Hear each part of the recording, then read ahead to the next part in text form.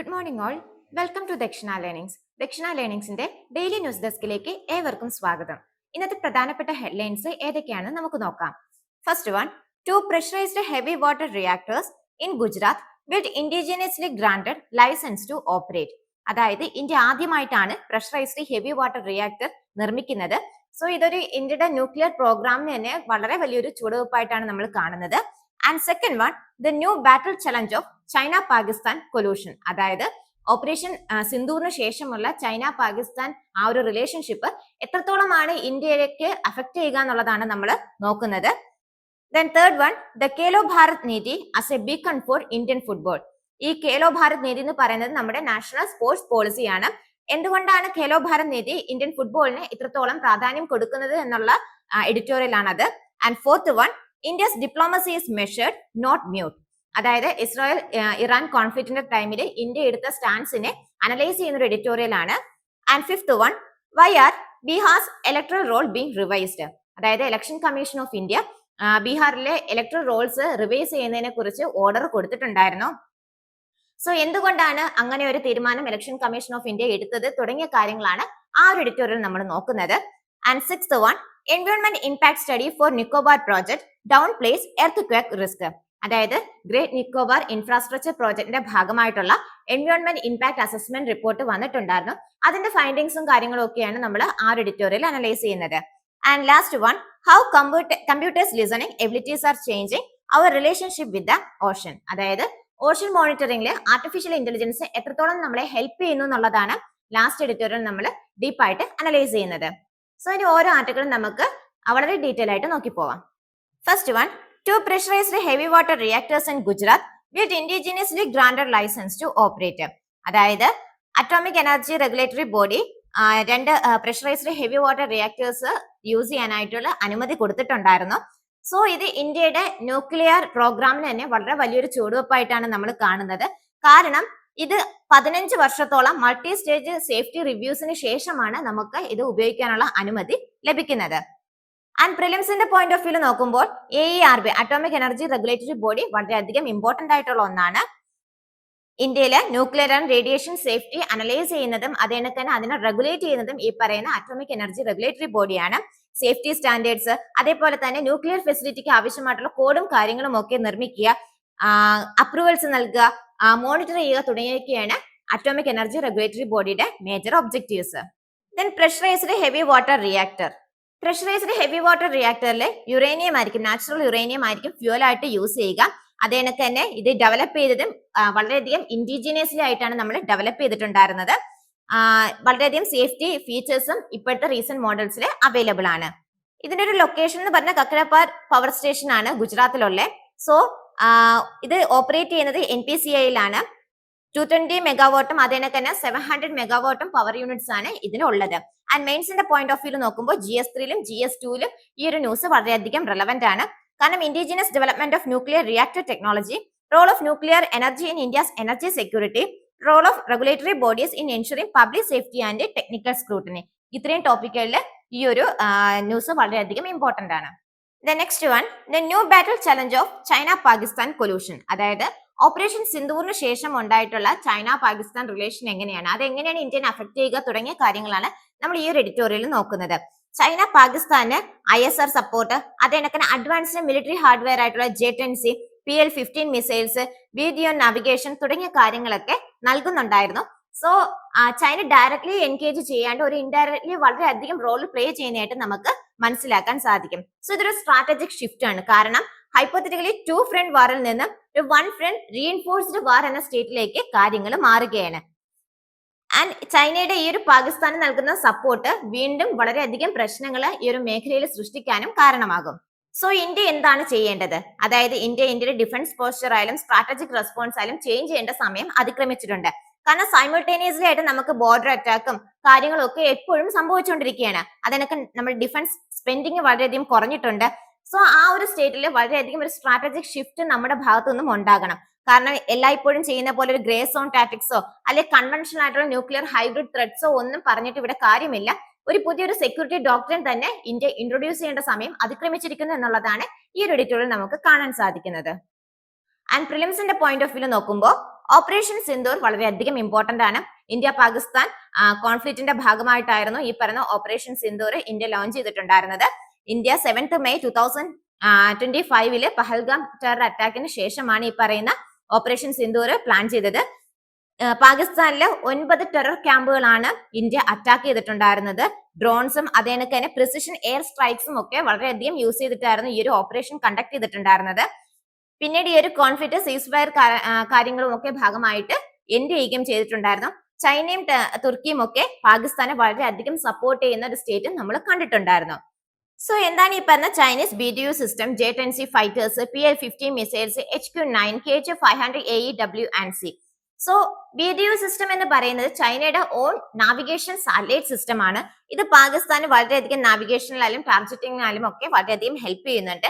അതേപോലെ തന്നെ J-10C fighters, PL-15 long range മിസൈൽസും കാര്യങ്ങളും ഒക്കെ പാകിസ്ഥാന് നൽകിയിട്ടുണ്ടായിരുന്നു. Then HQ-9 air defence, KJ-500 AEW&C ഇതൊക്കെ വളരെയധികം എയർ സ്പേസ് കൺട്രോൾ കൊടുക്കാനായിട്ട് പാകിസ്ഥാന് ഹെൽപ്പ് ചെയ്യുന്നുണ്ട്. Then ISR, intelligence surveillance reconnaissance systems, അതിന്റെ മിലിറ്ററി ആപ്ലിക്കേഷൻസ് എന്തൊക്കെയാണ്? അതായത് എനിമീനെ റിയൽ ടൈം മോണിറ്റർ ചെയ്യാൻ ഇത് വളരെയധികം ഹെൽപ്പ് ചെയ്യുന്നുണ്ട്.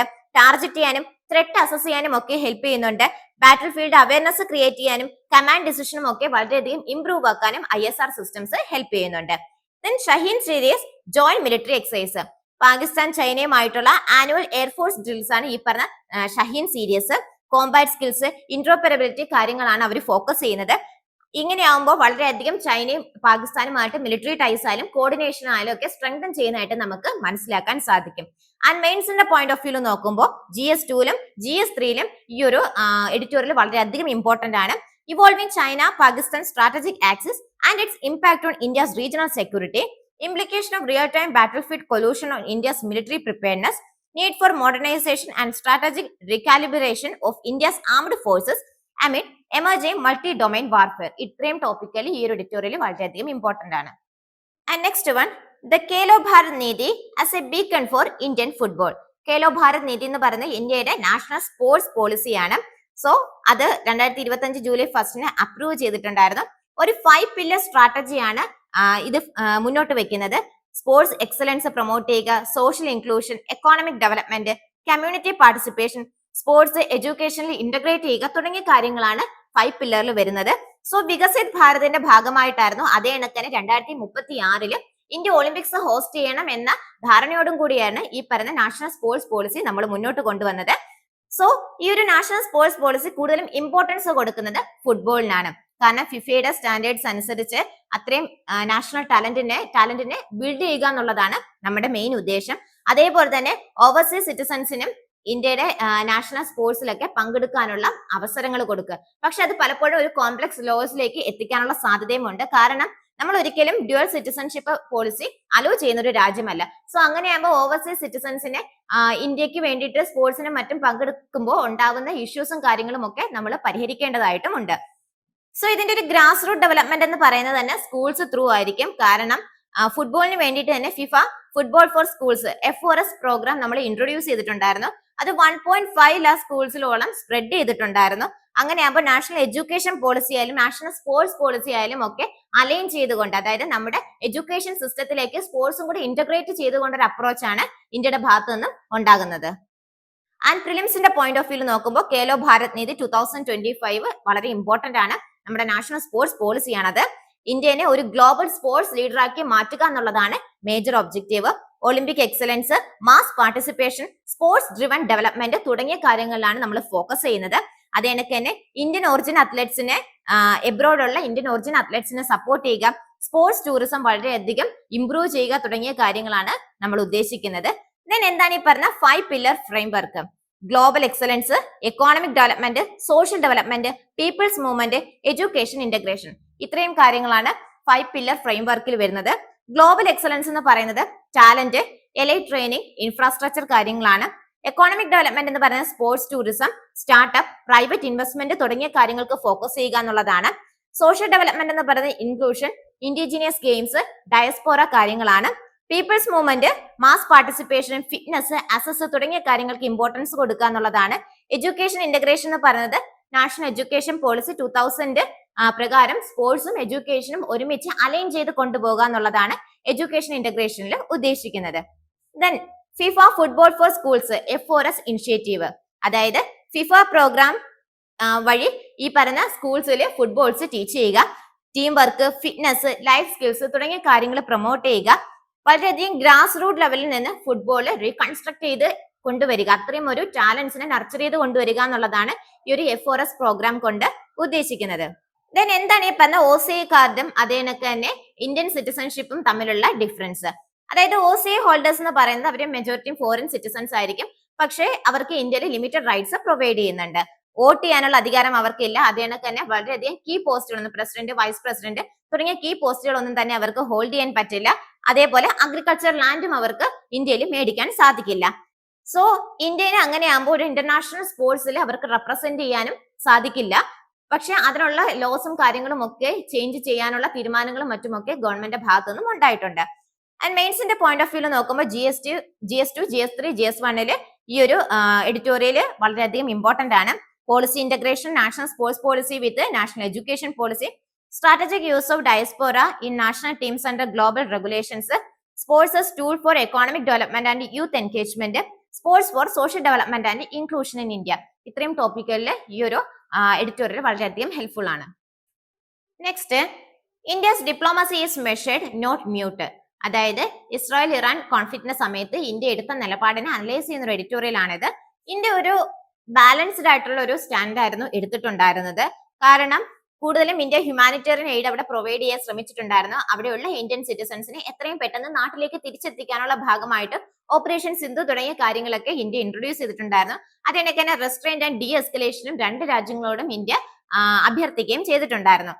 സോ ഇത് ഇന്ത്യയുടെ ഒരു ഫോറിൻ പോളിസിനെയായാലും അതിനൊക്കെ സ്ട്രാറ്റജിക് ഓട്ടോണോമിനെയായാലും ഇവിടെ കാണിക്കുന്നുണ്ട്. ഒരേ ടൈം തന്നെ ഇസ്രായേലായിട്ടും ഇറാനായിട്ടും അറബ് നേഷൻസ് ആയിട്ടും റിലേഷൻസ് കീപ്പ് ചെയ്യാനായിട്ട് ഇന്ത്യ ശ്രമിക്കുന്നുണ്ട്. സോ എല്ലാ രാജ്യങ്ങളുടെയും ഇൻട്രസ്റ്റ് ഇന്ത്യ അവിടെ കീപ്പ് ചെയ്യുന്നുണ്ട്. ബിക്കോസ് ഇന്ത്യനെ സംബന്ധിച്ചെന്ന് പറയുന്നത് ഇസ്രായേൽ എന്ന് പറയുന്നത് അത്രയും ഇമ്പോർട്ടന്റ് ആയിട്ടൊരു ഡിഫൻസ് പാർട്ണറാണ്, ഇറാൻ എന്ന് പറയുന്നത് അത്രയും ഇമ്പോർട്ടന്റ് ആയിട്ടൊരു എക്കോണമിക് പാർട്ണറുമാണ്. സോ രണ്ട് രാജ്യങ്ങളെയും അത്രയധികം ഇമ്പോർട്ടൻസോട് തന്നെയാണ് ഇന്ത്യ കാണുന്നത്. സോ ഈ ഒരു സിറ്റുവേഷൻ, ഈ ഒരു ഇസ്രായേൽ ഇറാൻ കോൺഫ്ലിക്റ്റ് വളരെയധികം ജിയോ പൊളിറ്റിക്കൽ ചലഞ്ചസ് ലോകമെമ്പാടും സൃഷ്ടിക്കാനുള്ള സാധ്യതയുമുണ്ട്. സോ വെസ്റ്റ് ഏഷ്യയിൽ വളരെയധികം ഒരു പൊളിറ്റിക്കലി അൺസ്റ്റേബിൾ ആയിട്ടുള്ള സിറ്റുവേഷനിലേക്ക് എത്താനുമുള്ള സാധ്യത നമ്മൾ കാണുന്നുണ്ട്. ആൻഡ് പ്രിലിംസിന്റെ പോയിന്റ് ഓഫ് വ്യൂ നോക്കുമ്പോൾ ഓപ്പറേഷൻ സിന്ധു വളരെയധികം ഇമ്പോർട്ടന്റ് ആണ്. കാരണം ഇസ്രായേലിൽ നിന്നും അതേണക്ക് തന്നെ ഇറാനിൽ നിന്നുമുള്ള ഇവാക്യുവേഷൻ മിഷൻ ആയിരുന്നു ഈ പറയുന്ന ഓപ്പറേഷൻ സിന്ധു. നമ്മൾ 19 സ്പെഷ്യൽ ഫ്ലൈറ്റുകളും അതേണക്ക് തന്നെ അതിൽ IAF-17s തുടങ്ങിയ കാര്യങ്ങളൊക്കെ യൂസ് ചെയ്തിട്ടുണ്ടായിരുന്നു. കൂടുതലും നമ്മൾ യൂസ് ചെയ്ത എയർ റൂട്ട് എന്ന് പറയുന്നത് അർമേനിയ, തുർക്കിമെനിസ്ഥാൻ, ജോർദാൻ, ഈജിപ്റ്റ് തുടങ്ങിയ രാജ്യങ്ങൾ ത്രൂ ആയിരുന്നു. ഇസ്രായേൽ ഇറാൻ കോൺഫ്ലിക്റ്റിൽ ഇന്ത്യയുടെ സ്റ്റാൻഡ് എന്താണ്? അതായത് വളരെയധികം ഒരു ബാലൻസ്ഡ് ആയിട്ടുള്ള ഒരു റിലേഷൻ ആണ് ഇന്ത്യ കീപ്പ് ചെയ്യാൻ ഉദ്ദേശിക്കുന്നത്. ഡയലോഗ്സിലായാലും ഡി എസ്കലേഷന്റെ ഭാഗമായിട്ടൊക്കെ ഇന്ത്യ പറയുന്നുണ്ടായിരുന്നു. സോ വളരെയധികം ഒരു ന്യൂട്രൽ ആയിട്ട് ഒരു ബാലൻസ്ഡ് രണ്ട് രാജ്യങ്ങളെയും കീപ്പ് ചെയ്തുകൊണ്ട് പോകുക എന്നുള്ളതാണ് ഇന്ത്യയുടെ നിലപാട്. Then treaty of the non proliferation of nuclear weapons, NPT treaty, അതായത് ന്യൂക്ലിയർ വെപ്പൺസിന്റെ സ്പ്രെഡ് പ്രിവെന്റ് ചെയ്യുക, അതിനൊക്കെ ഡിസാർമമെന്റ് കാര്യങ്ങളും ഒക്കെ പ്രൊമോട്ട് ചെയ്യുക തുടങ്ങിയതാണ് ഈ പറഞ്ഞ NPT ട്രീറ്റിയുടെ മേജർ ഒബ്ജക്റ്റീവ്. 1970 ഇത് നിലവിൽ വരുന്നത്. 191 മെമ്പർ സ്റ്റേറ്റ്സ് ആണ് ഇതിന് ഭാഗമായിട്ടുള്ളത്. ആൻഡ് മെയിൻസിന്റെ പോയിന്റ് ഓഫ് വ്യൂ നോക്കുമ്പോൾ GS2 GS3 ഈ ഒരു എഡിറ്റോറിയൽ വളരെയധികം ഇമ്പോർട്ടന്റ് ആണ്. India strategic autonomy and diplomacy in West Asia, India's foreign policy principles, humanitarian aid, neutrality and non alignment, impact on nuclear proliferation and regional instability in West Asia. ഇത്രയും കാര്യങ്ങളിൽ ഈ ഒരു editorial വളരെയധികം helpful ആണ്. And next one, why are Bihar electoral rolls being revised? Election commission of India ബീഹാറിൽ electoral rolls revise ചെയ്യാനുള്ള order കൊടുത്തിട്ടുണ്ടായിരുന്നു. എന്തുകൊണ്ടാണ് ഇങ്ങനെ ഒരു തീരുമാനം എടുത്തത്? അതായത് ഡ്യൂപ്ലിക്കേഷനും കാര്യങ്ങളും ഒക്കെ വളരെയധികം കൂടിയിട്ടുണ്ട്, അർബനൈസേഷനും മൈഗ്രേഷനും ഒക്കെ വന്നിട്ടുണ്ട്. സോ പുതിയൊരു വോട്ടർ ലിസ്റ്റും കാര്യങ്ങളും ഒക്കെ വേണമെന്നാണ് ഇലക്ഷൻ കമ്മീഷൻ ഓഫ് ഇന്ത്യയുടെ ഭാഗത്തു നിന്നും ഉണ്ടായിട്ടുള്ള നിലപാട്.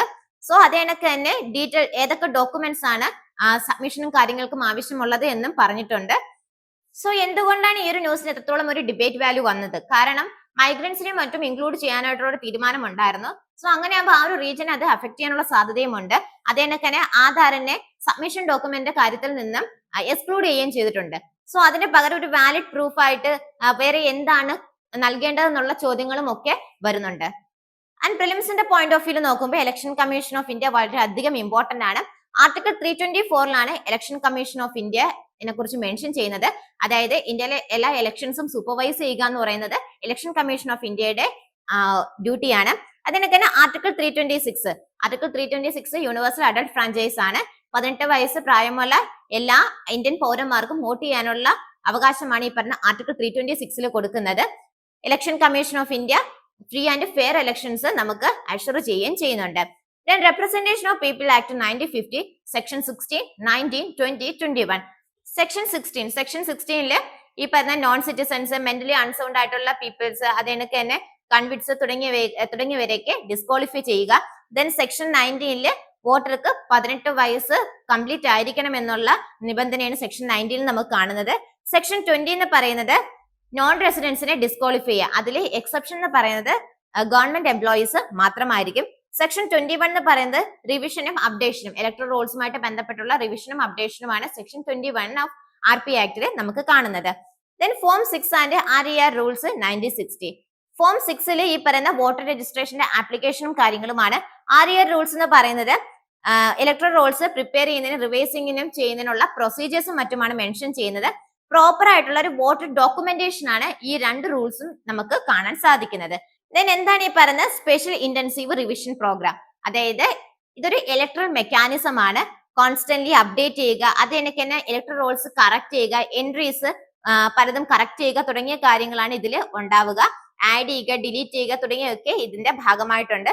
സോ എല്ലാ മേജർ ഇലക്ഷൻസിന്റെയും ഭാഗമായിട്ട് ഇത് നടക്കാറുണ്ട്. അത്രയും ആക്യുറസി കീപ്പ് ചെയ്യുക എന്നുള്ളതാണ് ഇതിന്റെ മേജർ ഒബ്ജക്റ്റീവ്. ആൻഡ് മെയിൻസിന്റെ പോയിന്റ് ഓഫ് വ്യൂ നോക്കുമ്പോൾ GS2 ഇത് വളരെയധികം ഇമ്പോർട്ടന്റ് ആണ്.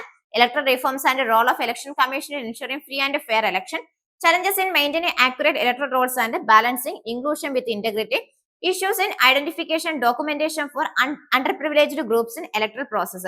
ഇത്രയും ടോപ്പിക്കുകളിൽ ഈ ഒരു എഡിറ്റോറിയൽ വളരെയധികം ഇമ്പോർട്ടന്റ് ആണ്.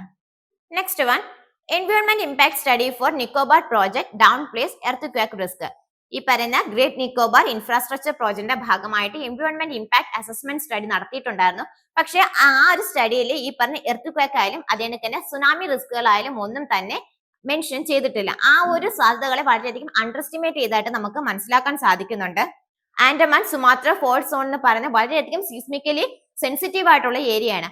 സോ അങ്ങനെയാകുമ്പോൾ ഇത്രയും മേജർ സീസ്മിക് ഇവന്റ്സ് കണ്ടക്ട് ചെയ്യുന്ന ഒരു റീജിയനിൽ എങ്ങനെയായിരിക്കും ഈ ഒരു ഇൻഫ്രാസ്ട്രക്ചർ പ്രോജക്റ്റ് നമ്മൾ മുന്നോട്ട് കൊണ്ടുപോകുക തുടങ്ങിയ കാര്യങ്ങളൊക്കെ വളരെയധികം ഡിബേറ്റ്സ് സൃഷ്ടിക്കുന്നുണ്ട്. സോ എക്സ്പേർട്സിൽ ക്രിട്ടിസൈസ് ചെയ്യുന്നത് എൻവയോൺമെന്റ് ഇമ്പാക്ട് അസസ്മെന്റിന് ഇപ്പോഴും സൈറ്റ് സ്പെസിഫിക് സ്റ്റഡീസും മറ്റുമൊക്കെ വളരെയധികം ലാക്ക് ചെയ്യുന്നുണ്ട്. ഗ്രേറ്റ് നിക്കോബാർ ഇൻഫ്രാസ്ട്രക്ചർ പ്രോജക്റ്റ് എന്ന് പറഞ്ഞ transshipment port, airport, power infrastructure തുടങ്ങിയ കാര്യങ്ങളൊക്കെയാണ് അതിൽ ഇൻക്ലൂഡ് ചെയ്തിട്ടുള്ളത്.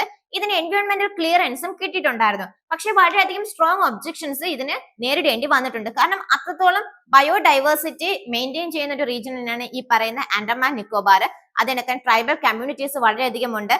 സീസ്മിക് ഇവന്റ്സ് വളരെയധികം നടക്കുന്ന ഒരു റീജിയനുമാണ്. സോ ഇത്രത്തോളം ഒരു റിസ്ക് ഉള്ള ഒരു മേഖലയിൽ എങ്ങനെയാണ് നമ്മൾ ഈ പറയുന്ന ഗ്രേറ്റ് നിക്കോബാർ ഇൻഫ്രാസ്ട്രക്ചർ പ്രോജക്റ്റുമായിട്ട് മുന്നോട്ട് പോകുന്നത് എന്നുള്ളതാണ് നിലവിലത്തെ കൺസേൺ. ആൻഡ് പ്രിലിംസിന്റെ പോയിന്റ് ഓഫ് വ്യൂ നോക്കുമ്പോൾ എൻവയോൺമെന്റൽ ഇമ്പാക്ട് അസസ്മെന്റ് വളരെയധികം ഇമ്പോർട്ടന്റ് ആണ്. സോ എന്താണ് ഈ പറയുന്ന എൻവയോൺമെന്റൽ ഇമ്പാക്ട് അസസ്മെന്റ്? അതായത് ഓരോ പ്രോജക്റ്റും വരുമ്പോൾ അതിന്റെ എൻവയോൺമെന്റൽ ആൻഡ് സോഷ്യൽ ഇമ്പാക്ട് പഠിക്കുക, അതിനുശേഷം അതിന് അപ്രൂവൽ നൽകുക എന്നുള്ളതാണ്. സോ എൻവയോൺമെന്റൽ പ്രൊട്ടക്ഷൻ ആക്ട് 1986 പ്രകാരമാണ് ഇതിന്റെ legal backing. Screening, scoping, public consultation and appraisal, ഇത്രയും പ്രൊസീജിയേഴ്സ് ഈ ഒരു എൻവയോൺമെന്റൽ ഇമ്പാക്ട് അസസ്മെന്റിന്റെ ഭാഗമായിട്ടുണ്ട്. ഗ്രേറ്റ് നിക്കോബാർ ഇൻഫ്രാസ്ട്രക്ചർ പ്രോജക്റ്റ്, അതിന്റെ മേജർ ഫീച്ചേഴ്സ് എന്ന് പറയുന്നത് ഗ്രേറ്റ് നിക്കോബാർ ഐലൻഡിൽ ഇൻഫ്രാസ്ട്രക്ചർ ഡെവലപ്മെന്റ് കൊണ്ടുവരിക എന്നുള്ളതാണ്. Port, airport, power plant, township, ഇത്രയും കാര്യങ്ങളാണ് ഈ ഒരു പ്രോജക്റ്റിൽ ഉണ്ടാവുക. സ്ട്രാറ്റജിക് ആൻഡ് എക്കോണമിക് ഗോൾസ് വളരെയധികമാണ്. കാരണം ഗ്രേറ്റ് നിക്കോബാർ എന്ന് പറഞ്ഞാൽ അത്രത്തോളം സ്ട്രാറ്റജിക്കലി ഇമ്പോർട്ടന്റ് ആയിട്ടുള്ള ഒരു സ്ഥലമാണ്. പക്ഷെ അതേസമയം തന്നെ എൻവയോൺമെന്റൽ കൺസേൺസും വളരെയധികം കൂടുതലാണ്. സോ ഇന്ത്യയുടെ സീസ്മിക് സോൺസ് എന്തൊക്കെയാണ്? ആൻഡമാൻ സുമാത്ര ഫോൾട്ട് ലൈനിന്റെ ഇമ്പോർട്ടൻസ് എന്താണ്? ഇന്ത്യ എന്ന് പറയുന്നത് seismic zone 2nd to 5th, അതായത് വളരെ ലോ ടു വെരി ഹൈ എന്നുള്ള റിസ്ക് കാറ്റഗറിയിലാണ് നിൽക്കുന്നത്. ആൻഡമാൻ നിക്കോബാർ എന്ന് പറയുന്നത് സോൺ 5th, അതായത് ഹയസ്റ്റ് റിസ്ക് ആയിട്ടുള്ള ഏരിയ ആണ്. ആൻഡമാൻ സുമാത്ര ഫോൾട്ട് എന്ന് പറയുന്ന മേജർ ആയിട്ടുള്ള എർത്ത് സുനാമിയും സംഭവിക്കുന്ന ഒരു റീജിയൻ ആണ്. സോ IIT കാൺപൂരിന്റെ സെഡിമെന്റ് സ്റ്റഡി ഈ പറഞ്ഞ ഗ്രേറ്റ് നിക്കോബാർ റീജിയനിൽ നടന്നിട്ടുണ്ടായിരുന്നു. സോ ആ ഒരു സ്റ്റഡി ആ ഒരു റീജിയന്റെ എൻറ്റയർ സുനാമി ഹിസ്റ്ററി തന്നെയാണ് നമുക്ക് കാണിച്ചു തന്നത്. അവിടുത്തെ സെഡിമെന്റ്സും കാര്യങ്ങളും ഒക്കെ സ്റ്റഡി ചെയ്തപ്പോൾ നമുക്ക് മനസ്സിലായത് മൾട്ടിപ്പിൾ ആയിട്ടുള്ള പാസ്റ്റ് സുനാമി ഹിസ്റ്ററീസ് നമുക്ക് അവിടെ കാണാൻ സാധിക്കുന്നുണ്ട്. സോ അതിൽ നിന്ന് നമുക്ക് മനസ്സിലാക്കാൻ സാധിക്കുന്നത് വളരെയധികം സുനാമി റിസ്ക് ആയിട്ടുള്ള ഒരു ഏരിയ ആണ് ഈ പറയുന്ന ആൻഡമാൻ നിക്കോബാർ റീജിയൻസ്. ആൻഡ് മെയിൻസിന്റെ പോയിന്റ് ഓഫ് വ്യൂ നോക്കുമ്പോൾ GS3 GS1 ഈ ഒരു എഡിറ്റോറിയൽ വളരെയധികം ഹെൽപ്ഫുൾ ആണ്. Challenges in environmental clearance for infrastructure in ecologically sensitive areas, earthquake prone zones and tectonic vulnerabilities of the Indian subcontinent, need for site-specific risk assessment in disaster-prone regions before infrastructure development. ഇത്രയും ടോപ്പിക്കുകളിൽ ഈ ഒരു editorial വളരെയധികം helpful ആണ്. And last one, how computers listening abilities are changing our relationship with the ocean. അതായത് AI ഹെൽപ്പോട് നമുക്ക് എത്രത്തോളം Ocean monitoring നടത്താം എന്നുള്ളതാണ് ഈ ഒരു എഡിറ്റോറിയൽ നമ്മൾ നോക്കുന്നത്. AIയും അതിനൊക്കെ തന്നെ കമ്പ്യൂട്ടേഷണൽ മോഡൽസും ഓഷൻ മോണിറ്ററിംഗ് വളരെയധികം ബ്രേക്ക് ത്രൂസ് കൊണ്ടുവന്നിട്ടുണ്ട്. കാരണം എഡീസ്, സ്റ്റോംസ് തുടങ്ങിയ കാര്യങ്ങളൊക്കെ വളരെ പെട്ടെന്ന് തന്നെ നമുക്ക് ഡിറ്റക്ട് ചെയ്യാനുള്ള സാഹചര്യം ഒരുക്കിയിട്ടുണ്ടായിരുന്നു. ഓഷൻ കെമിസ്ട്രി ആയാലും അതേപോലെ തന്നെ റിയൽ ടൈം ഡേറ്റ ഒക്കെ കിട്ടാനായിട്ടും ഈ പറയുന്ന AI വളരെയധികം നമ്മളെ ഹെൽപ്പ് ചെയ്യുന്നുണ്ട്. So deep learning models, data visualisation tools ഒക്കെ കോംപ്ലക്സ് ആയിട്ടുള്ള ഓഷൻ ഡേറ്റനെ ട്രാൻസ്ഫോം ചെയ്യാനും അതുവഴി നമുക്ക് പല ഇൻസൈറ്റ്സും ഫൈൻഡിങ്സും ഒക്കെ ക്രിയേറ്റ് ചെയ്യാനും ഒക്കെ ഹെൽപ്പ് ചെയ്യുന്നുണ്ട്.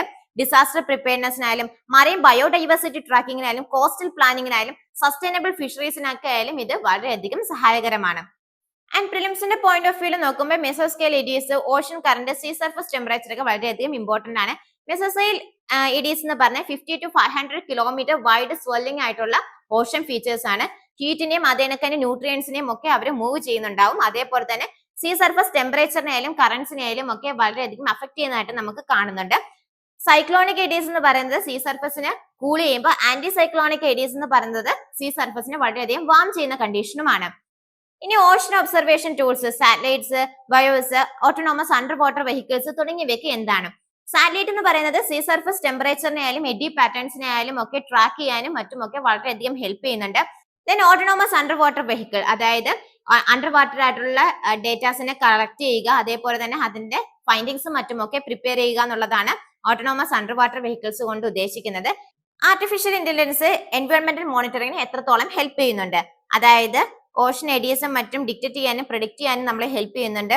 അതിനൊക്കെ ടെമ്പറേച്ചർ ആയാലും ഫോർകാസ്റ്റുകളായാലും ഒക്കെ വളരെയധികം ആക്യുറേറ്റ് ആയിട്ട് പ്രെഡിക്ട് ചെയ്യുന്നുണ്ട്. വളരെയധികം ക്വിക്ക് ആയിട്ടുള്ള ഓട്ടോമേറ്റഡ് ആയിട്ടുള്ള എൻവയോൺമെന്റൽ അനാലിസിസിന് ഈ പറയുന്ന ആർട്ടിഫിഷ്യൽ ഇന്റലിജൻസ് നമ്മളെ ഹെൽപ്പ് ചെയ്യുന്നുണ്ട്. ആൻഡ് മെയിൻസിന്റെ പോയിന്റ് ഓഫ് വ്യൂ നോക്കുമ്പോൾ GS3 GS1 ഈ ഒരു എഡിറ്റോറിയൽ വളരെയധികം ഇമ്പോർട്ടന്റ് ആണ്. Role of AI and data science in എൻവയോൺമെന്റൽ conservation, climate resilience, use of AI in predicting cyclones, storm surges and mitigating climate disasters, application of deep learning and deep data visualization in earth system sciences, ocean current and their influence on climate, monsoons and marine diversity. ഇത്രയും ടോപ്പിക്കുകളിൽ ഈ ഒരു editorial വളരെയധികം important ആണ്. ഇന്ന് നമ്മൾ വളരെയധികം important ആയിട്ടുള്ള എഡിറ്റോറിയൽസും ന്യൂസും ഒക്കെ നോക്കിയിരുന്നു. മറ്റൊരു ന്യൂസ് സെഷനുമായിട്ട് നാളെ നമുക്ക് കണ്ടുമുട്ടാം. Thank you.